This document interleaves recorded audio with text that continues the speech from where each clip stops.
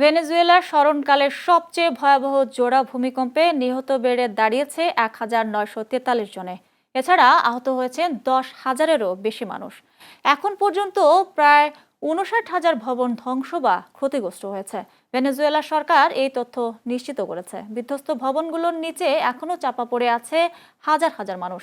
তবে সীমাবদ্ধতার কারণে প্রায় এক সপ্তাহ হতে চললেও তাদের উদ্ধার করা সম্ভব হয়নি। ওই ভূমিকম্পে দেশটির রাজধানী কারাকাস সবচেয়ে বেশি ক্ষতিগ্রস্ত হয়েছে। এদিকে বিশ্ব স্বাস্থ্য সংস্থা জানিয়েছে, ভূমিকম্পে স্বাস্থ্য কেন্দ্রগুলোর মারাত্মকভাবে ক্ষতিগ্রস্ত হওয়ায় চিকিৎসা ব্যবস্থা ভেঙে পড়েছে।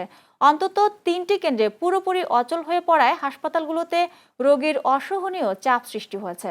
সেই সঙ্গে বাস্তুচ্যুতদের মধ্যে ডেঙ্গু ও ইয়েলো ফিভারের মতো সংক্রামক রোগ ছড়িয়ে পড়ার তীব্র আশঙ্কা দেখা দিয়েছে। জীবিত উদ্ধারের আশা ক্ষীণ হওয়া সত্ত্বেও স্বজনরা এখনও ধ্বংসস্তূপের পাশে অপেক্ষায় আছেন।